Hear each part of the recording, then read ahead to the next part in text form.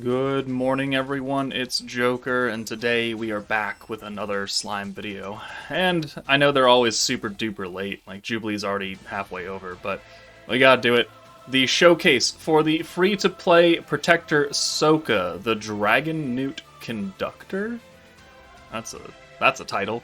Sure, okay. I mean, I do like Souka, no matter what she's really doing, so I can't really complain. And also, I mean, I got to max out a Souka character without having to spend any money. So, hey, that's also a plus. But she's giving 30% extra damage to Tempest Elite against Earth enemies, so as always, it's just cut in half from what the Sunwell Protector does. And then she's giving Tempest Elite and Wholehearted Devotion 12% attack, which, as we saw from the Overlord meta, Wholehearted Devotion is not, I would call, the strongest team in the game, but sure, okay, whatever, fine. Her protection skill is just Diet TREYNI. All souls in hand become fire-seeking souls for one turn. Same kind of output where normal orb is 50% and an ult is 20% of the damage. And then she's giving Blue's extra skill point increase by 50. So what she's not doing is she's not passively giving you points, and she's not giving you ult gauge like TREYNI does, which makes Souka a little bit more difficult to run with, but we're gonna try and figure out how it goes.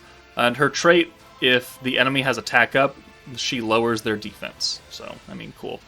Let's go ahead and try her out in with the meta. Alright, we're gonna take, the Jubilee team that I've been using, and we're just gonna have her lead it in beatdown battle. I mean, the battle units are good.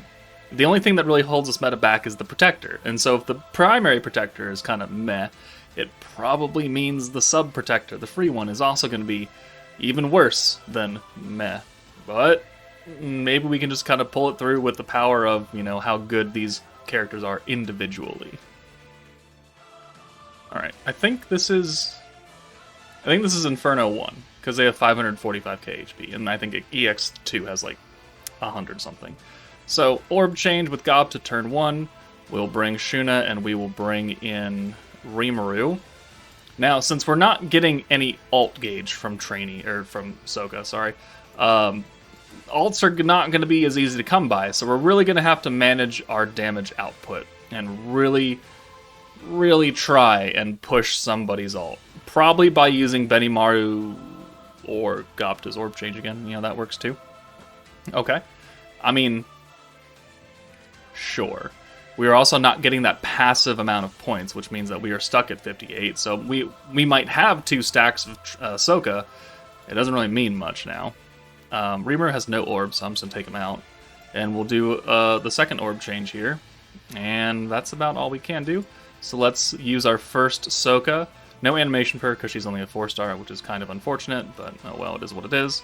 And actually, we'll spread this out now. So we'll go on to Milim and hit her with 6 orbs, plus the follow-ups.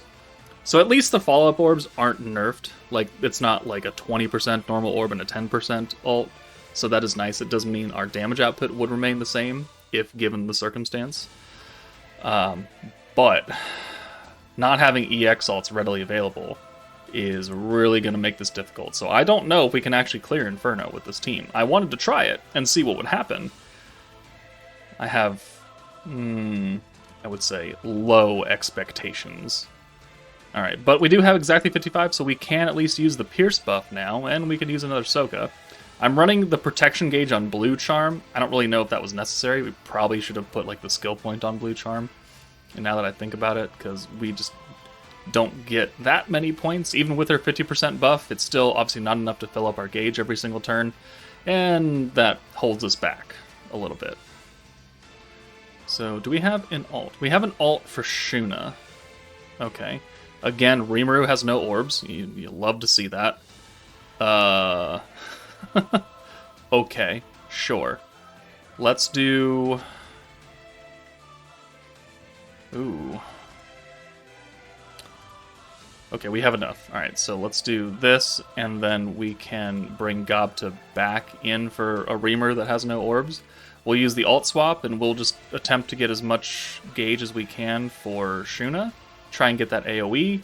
I don't actually know if it's going to be enough with these 4 orbs to get it, because we are not really close at all. 1, 2, 3, 4, 5, 6. Yeah, we're a little bit shy here. This is going to be rough. We're not going to kill. We should go down to EX2, actually. But I just wanted to see. I want to give an example of, like, could we take this team, the full meta, except for the Protector, into this stage? And I think the resounding answer is no. It is no. Alright, so we can buff with Benimaru here, I guess. We don't have enough points, so yeah, we'll send this nuke, and then we'll drop down to EX2. We'll also change the charm. So let's just, for funzy onesie, let's see how much this does. 41k. Incredible. Awesome. Incredible. Amazing. Let's leave. Alright, let's try this again. In EX2, where they have significantly less health.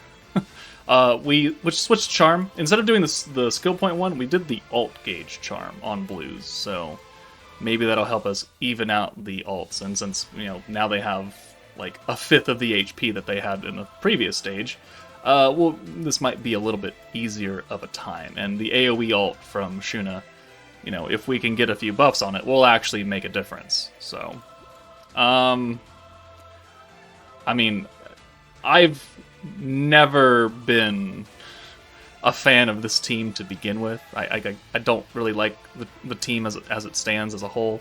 It's built on the Protector, and if the Protector's kind of dumb and wonky, then the team is going to have to run a bit dumb and wonky. Individually, I think the 3 units are, fair to decent characters, if not Benimaru being really, really good.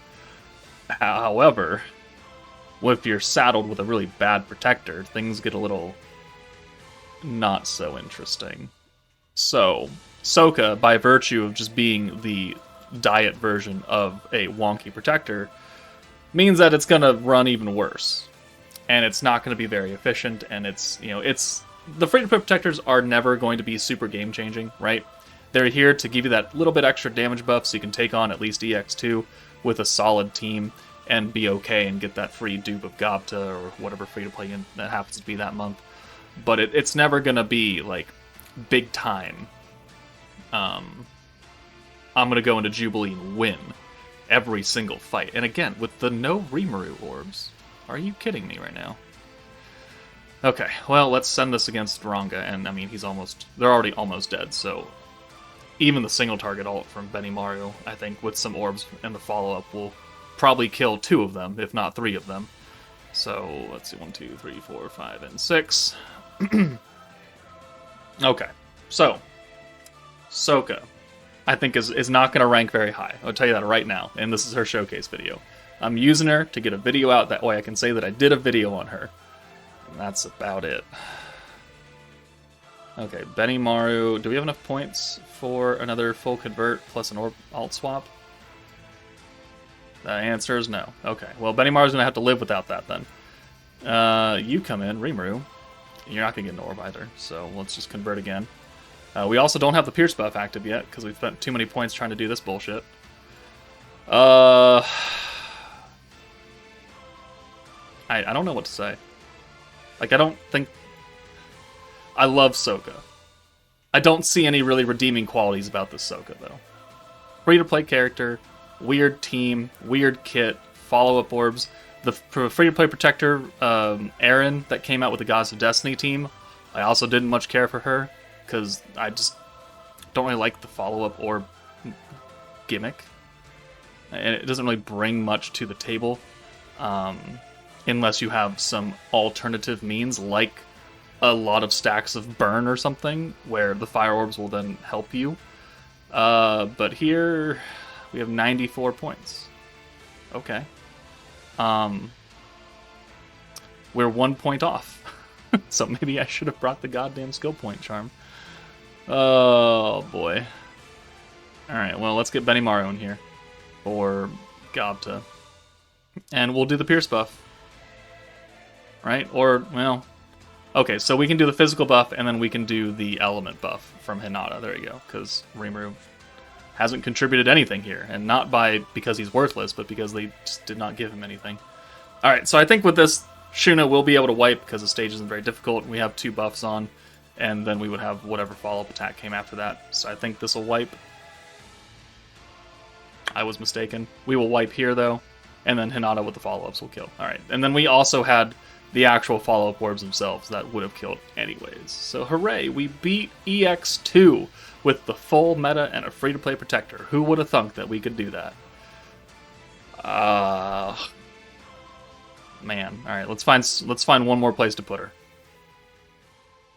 Alright, we're gonna have her lead a full Tempest Elite team of old characters of varying degrees of usability. Right? Free-to-play Gapta, free-to-play Geld, Bride Shion, OG Fire Benimaru, and then Fire 2.0 Benimaru. All of them being Tempest Elite. We're going to go into Master Conquest. So we are going to get that extra damage against Earth. So we're not going to put any supports on. I'm not even going to, I don't know what gear they have on. We're going to use this battle as an example, just to take them in and say, hey, you can, clear Earth stages with Souka.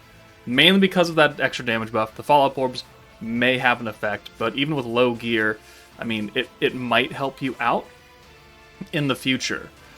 But this is a stage that has a hard turn limit. Turn 6 before he full-on wipes your entire front line. So, that could be an issue sometime. So let's get these oranges out. We're doing okay damage. Alright, that's a perfect hand.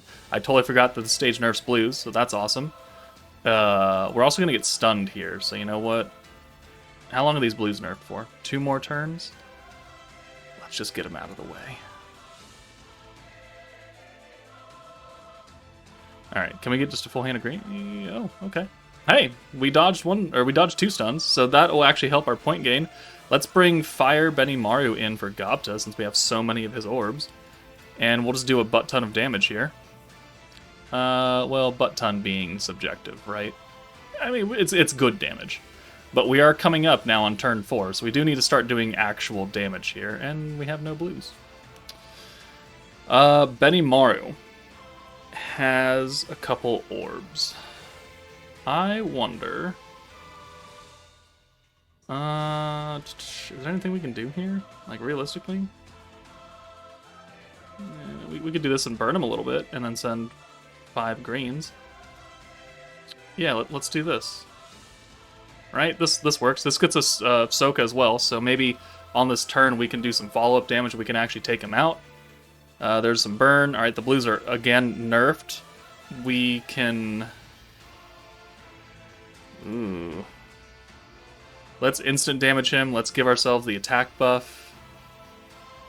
We might be able to do it with these Benimaru orbs. Let's get Souka, get the follow-up attacks. It'll add on to the 2 stacks of burn that we have. 1 stack of burn, sorry. And we'll go ahead and send these. And maybe it's enough. It should be enough. And then, yeah, the follow-ups will kill, and then if those didn't, then the burn would. Okay, so there we go. We have an example of a relatively old, mostly ungeared, no support team taking on Master Earth Golem Conquest, which could give new players issues. So she did prove her worth here as a beginner's protector who doesn't have any other real options to do damage against an Earth stage. I personally, when this game first came out, I had trouble with this stage, 2.5 years ago. So this will definitely help out some free-to-play players, but I think that's about enough. I don't want to use this Souka anymore. So that's it from me, guys. Take it easy, and I'll see you all later.